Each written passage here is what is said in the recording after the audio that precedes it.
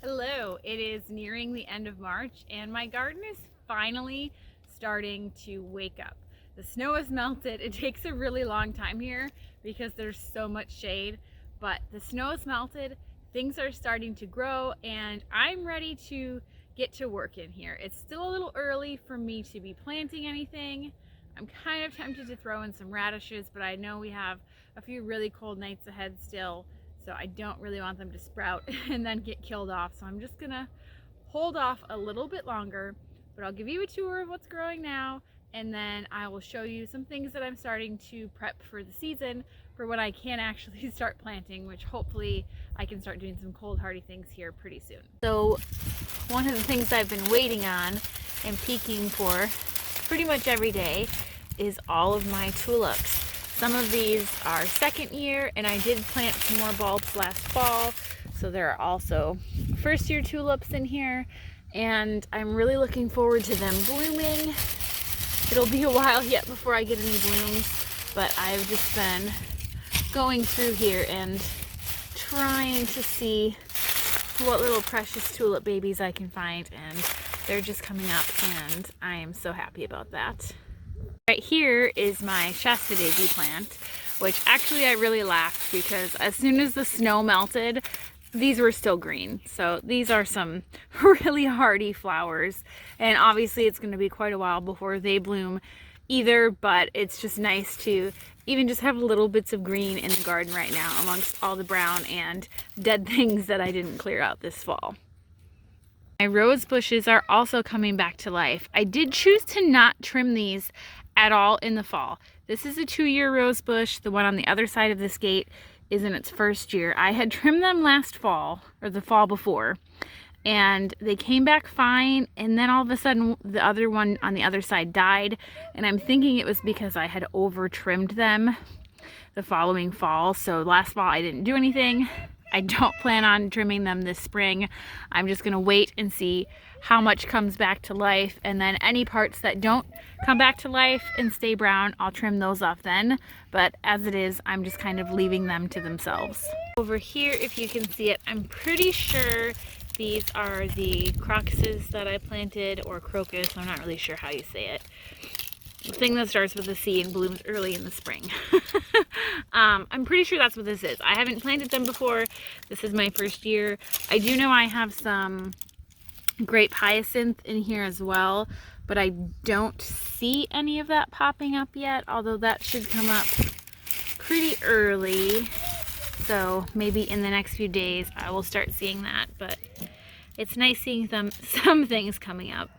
Obviously the thyme does well all winter, and I have patches of this all over the garden because it just grows like mad. I think it's a great ground cover and helps me with the weeds a little bit because it does get so thick, and the kids love to just pick it and smell it, which I don't mind because with how much I have around the garden, I would never use that much. So it's just kind of for decoration and weed block, but it's nice to see it going from this kind of purpley dormant color to its vibrant green again.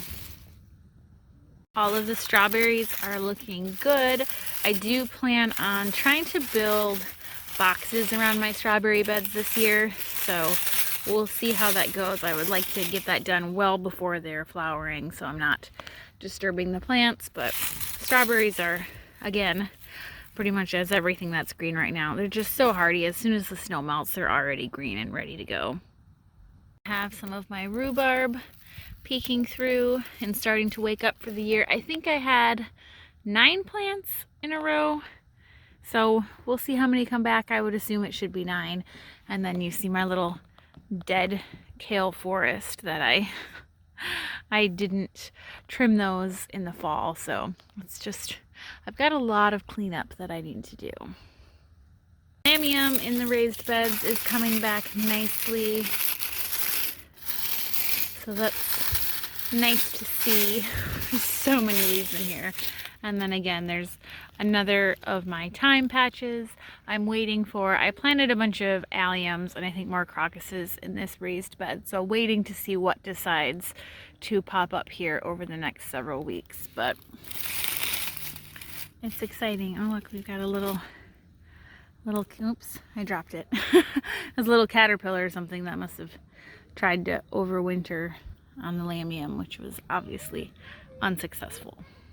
And for me, the most exciting thing that is starting to wake up is my garlic. I planted almost 200 garlic cloves last year, so there is a lot that needs to pop up in here so far, but I planted a lot of new varieties and some varieties that I had harvested and stored for the summer, so it'll be nice to see how much actually does come to life, and I'm just really looking forward to having this whole bed be a giant garlic patch in August. It's gonna be awesome. So as for the things that I'm going to start working on today while it's nice out, I can't get really into any big project because I do have maple sap boiling that I need to be paying attention to. But I have these pots that my mother-in-law gave me last year because she didn't want to use them anymore. They're all a decent size. I think I can do 1 or maybe 2 dahlia plants in some of these bigger ones. And I think this is the area I want to put them. I had sweet peas here the last several years, and I'm giving them a much bigger trellis this year in a different area. And I am wanting to, you know, move the flower love throughout the garden a little more. So I'm thinking in these pots right here will be a nice spot to put the dahlias, and then obviously I can plant some dahlias on the ground around the pots as well, so that you're not just seeing pots when you walk by this area. But I think that's gonna look really nice. So my plan for now is to scoop up some compost and topsoil and mulch and just get these filled, and they're just gonna sit in the buckets for a couple months until it's warm enough that I can put the dahlia bulbs out here. Now, in case you were unaware, we do plan on expanding the garden again this year. Right now it sits right about 4,800 square feet. That seems like a lot, but if you consider in all of my walkway space, maybe only about half of that is for growing. And I do not have a greenhouse in here, and I do not have a space in the house to start things or extend my season at all. We are supposed to be having these trees cleared sometime this year. It was supposed to be happening right now. Now it's looking like May. I'm hoping it does not get pushed back farther than May because I really need these gone just to help with growing things. I get way too much shade still as it is. But once this tree is cleared and this area is leveled out a little bit, we are going to square the garden off again. So this flat space right here is going to be added into the garden, and I'm thinking this is where my greenhouse is going to go. It would have been nice to have it right off of the main gate and pathway, but this still gets pretty shaded from all of these trees in the afternoon, and those trees are not getting cut because I do like having the yard shaded for the kids to play in. So I think on this side is the best. Kind of playing around with the idea of centering it between those two halves of it, but we'll just have to see what happens when we get there. But that's the plan for that area. Abby's napping, so funny. But I'm really excited to get this done. It's just gonna be a while. Like I said, this space isn't even gonna get cleared until hopefully May, and then we have to actually build the greenhouse after that. So, you know, maybe my greenhouse will be up in July. Not really useful at that point, at least for spring and summer, but hey, I'll have a greenhouse. Yay. So I'm gonna go and start scooping up my compost, which actually I'm gonna be getting all from around where Abby is laying, so she's gonna have to wake up and move.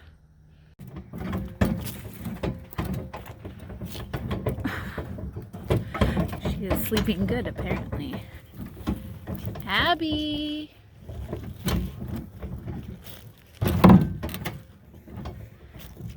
See, all of this composted manure is what I'm going to scoop up. Hi, sweetie. Were you sleeping?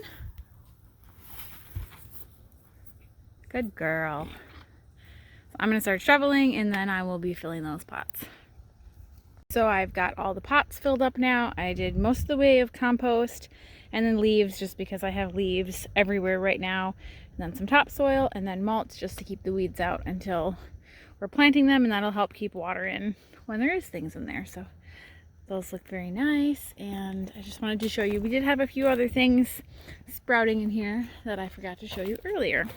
Back over here I have a collection of catnip. Catnip is one of those things that can be kind of invasive because it just spreads everywhere, but I don't have a lot growing back in this area because it's right by where all the trees are, so I don't mind it kind of making it stake back here for now. Eventually I'll probably have to dig up a bunch of it, but right now I'm okay with it. And then I have yarrow coming back. It's another one of those things that's pretty hardy. So, and I've also spread this around the garden because it is hardy and it puts off a pretty flower. I have this white kind, and then I did get some kind with a little bit of color last year as well. And this will self-seed and spread around like crazy. And it is a bit of a pest repellent, so I don't mind it taking over. Another of my thyme patches.